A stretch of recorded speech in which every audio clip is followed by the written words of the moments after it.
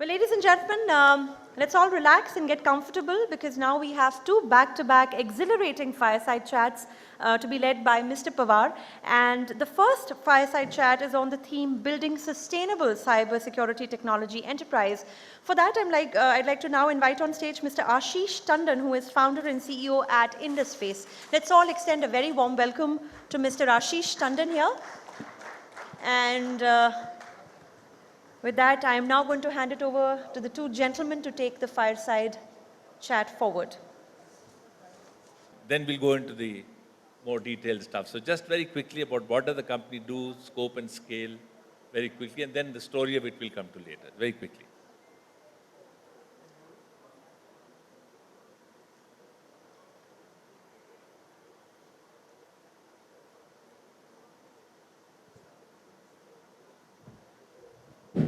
Good morning, everybody.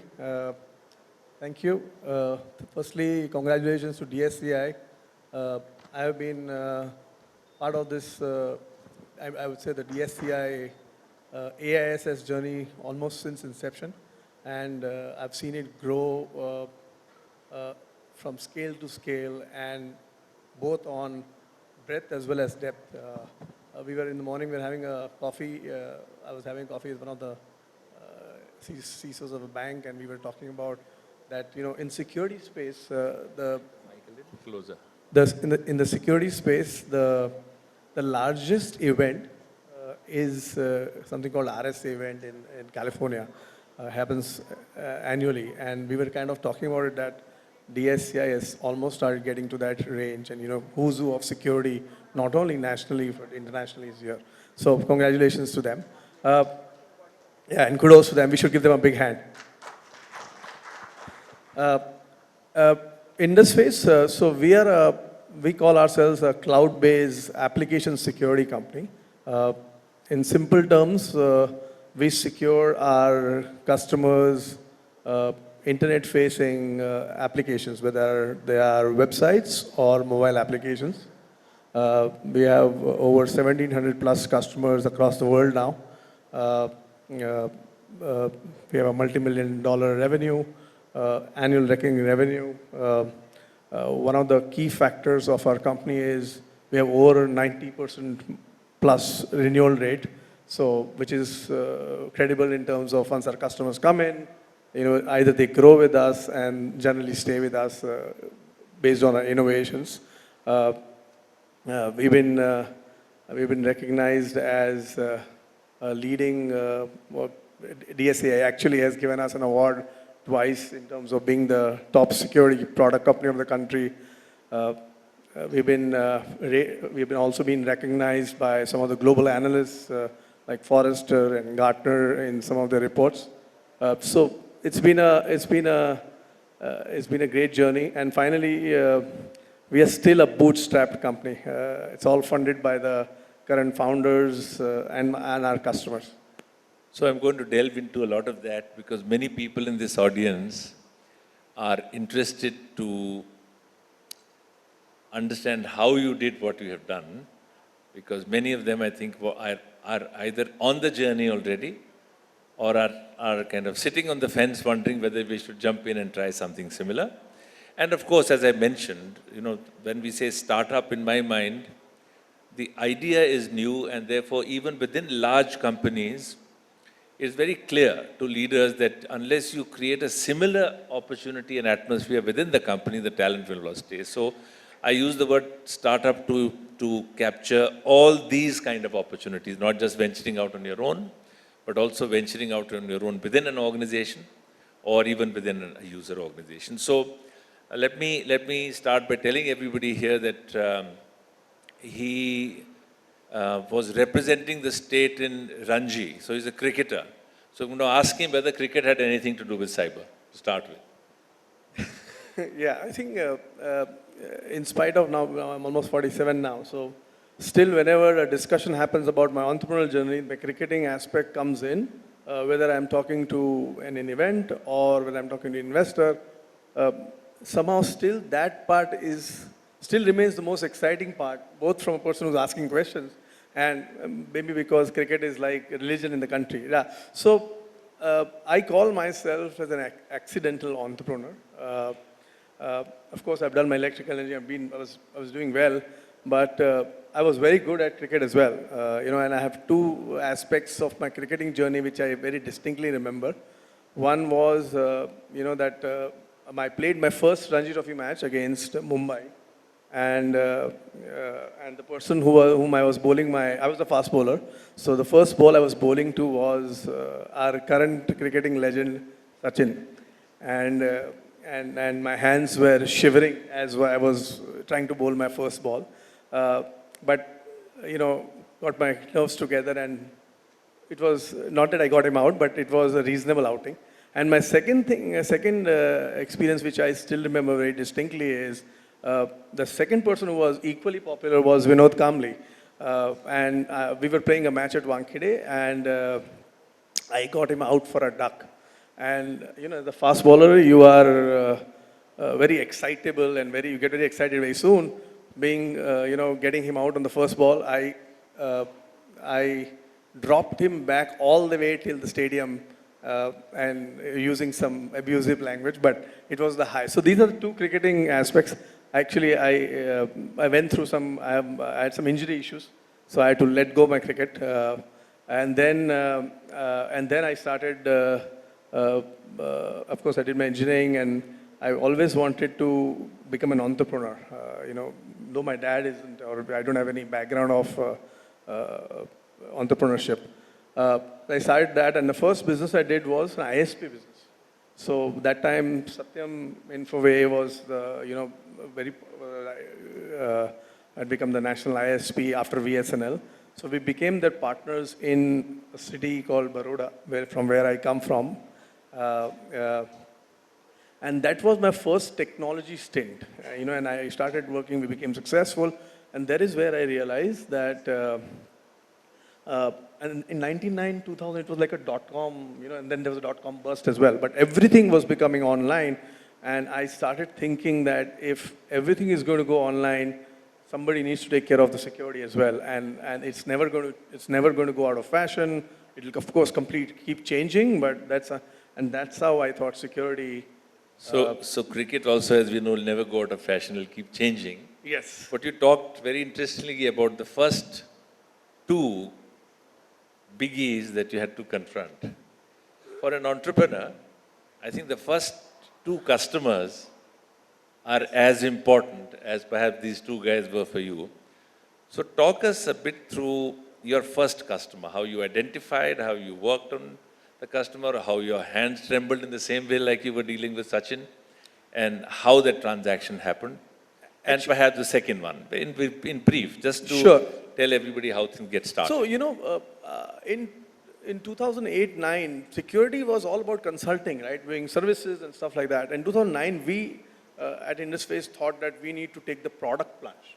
We want to build the product instead of buying products from maybe US or Israel and stuff like that. And that's where we thought of building the first product. We made a prototype, got an internal team, got it together, but then you need to get the customer, right? And we realized that unless somebody big, likes of Sachin or Vinod, subscribe to it, I don't think we're going to make it.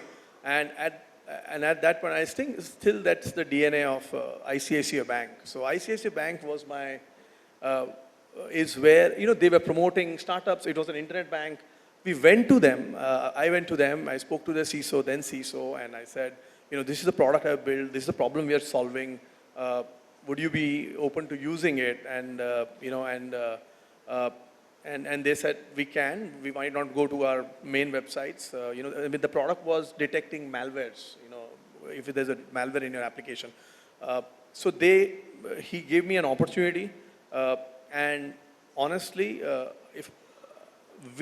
I said yes to everything they said, whatever feature they wanted, because we realized that if my customer is not going to be using it, or if it doesn't, it's small, I might put in 100 features, but if it doesn't work for my customer, it's not going to work.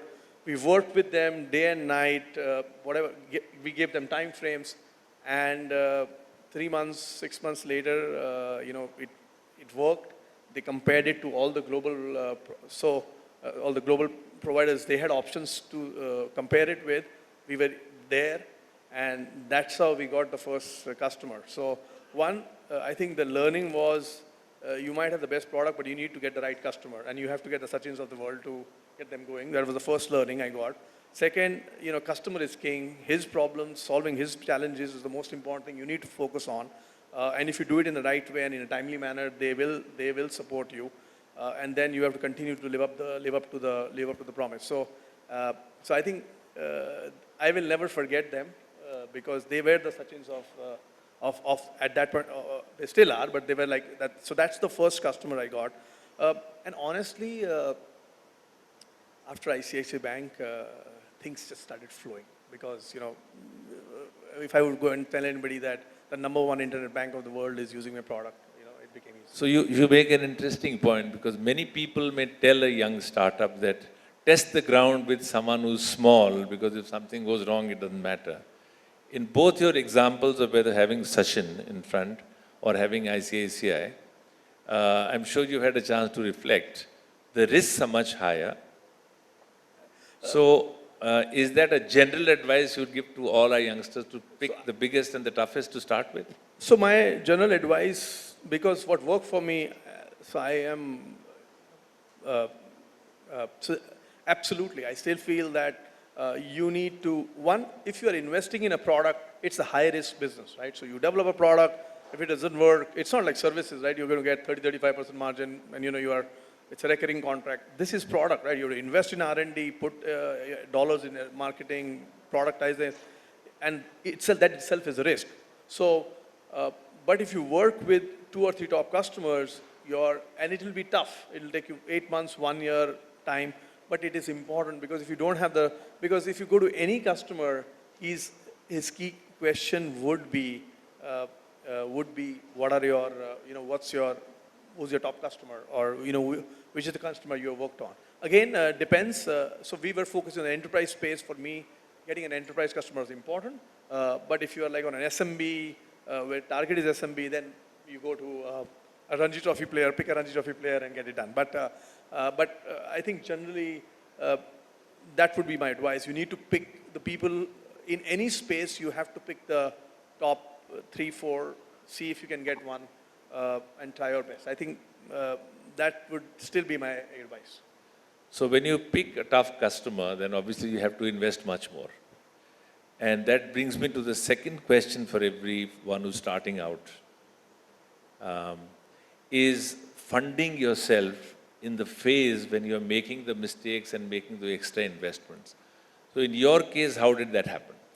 So this is my second phase. So I'll explain you the first phase and the second phase. The first phase was we were a consulting company when we started off. So it used to make money.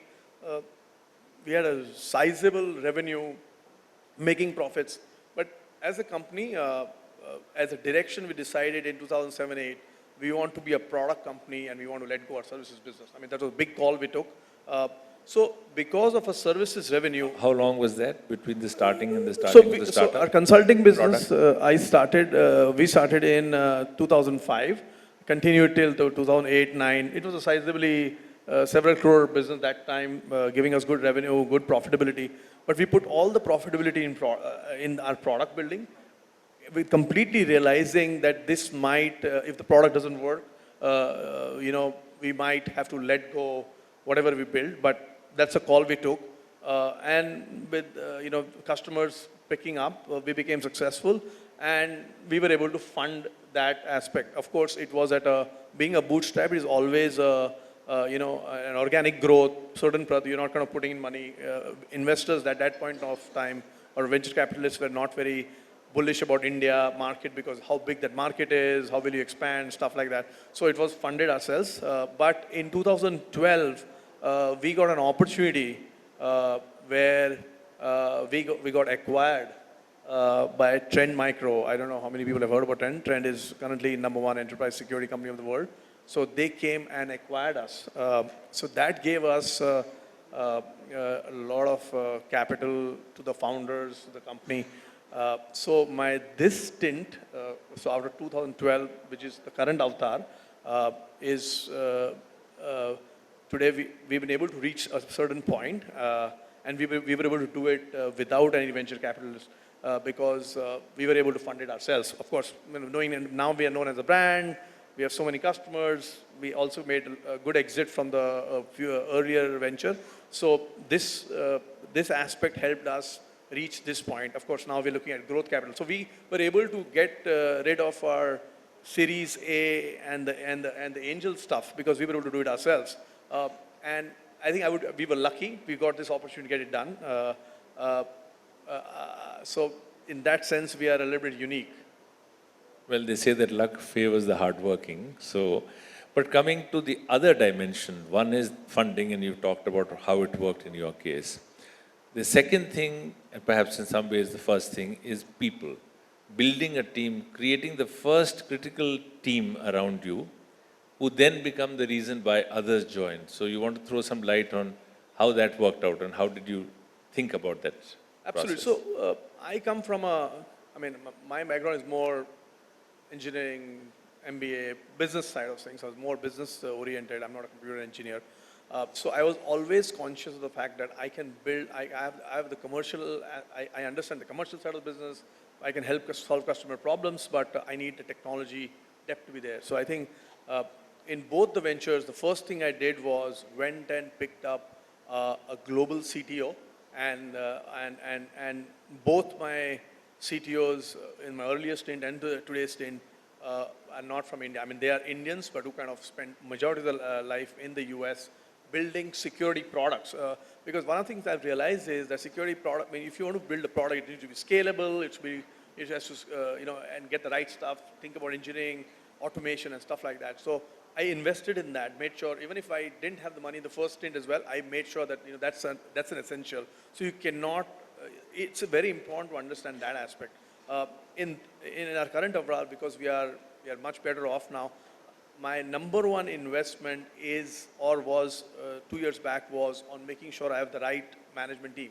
Actually, I almost got criticized by some of the investors saying that, look at your management team. You have 7 of y'all, you have a chief marketing officer, you have a chief product officer, you have a chief technology officer, you have chief architect, and size of your company is not that big, it makes sense. But I never said no when I got the right people, because I knew that if the vision is to grow and expand, you need to have the right kind of people. And in my case, because of my earlier exit, we're well known. I thought, those things also helped me attract a lot of talent. But the number one for success, people most important, absolutely. Second, you have to have a great product. And third, of course, is customers. But people is number one. So I'm going to open it up. We have just little time left, maybe 1 or 2 questions. Does anyone have a compelling kind of urge to ask a question? Wake up. Yeah, there is one question there.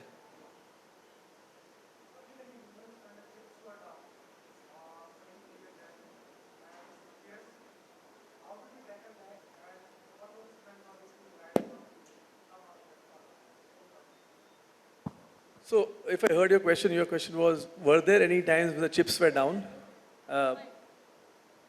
Yes. Honest confession, yes. When we made a switch of deciding to go into product space and taking a big decision of telling our customers, paying customers, profitable customers, that we are going to let go our services business, and there was a time when we didn't have customers, or we were trying to get customers. We had a point where it was difficult for me to figure out when is my first salary going to happen, right? So that is unnerving and extremely disturbing, as an entrepreneur. But honestly, my cricketing experience helps me a lot in such days. You go through all these stress, you have to hold up and figure out ways, and generally you'll figure out answers. So, I think one of the things as an entrepreneur I learned was you need to be optimistic and continue to strive to get answers rather than get bogged down with questions and challenges, which I don't think are ever going to go away. Now we have different kind of challenges. We have growth-related challenges, scale-related challenges, the same kind of people whom I had, where we had to hustle through and get things done, and now no more. I mean, now we have to kind of we have to get people who follow processes, automate. It's a scale and growth related aspect. So, but challenges still persist. And still I get, what if a new technology comes in and we become extinct? Cloud and artificial intelligence, IoT, we spoke about so many buzzwords, so many things new come up. But yeah, so I don't think it's going to ever go, but you have to keep working and innovating. So that's a great point to end, that you have to be paranoid, I guess, but doesn't mean you have to be down. You have to be optimistic. You have to keep looking up in the front for questions and problems to come and deal with them. So thanks so much. I think this is a great start for our session. Thank you so much. Thank you. Please join me in wishing. Well, thank you very much, Mr. Tandon. And it is now time for us to begin the second fireside chat titled Large Scale Security Operations and Creating Business Proposition Out of It.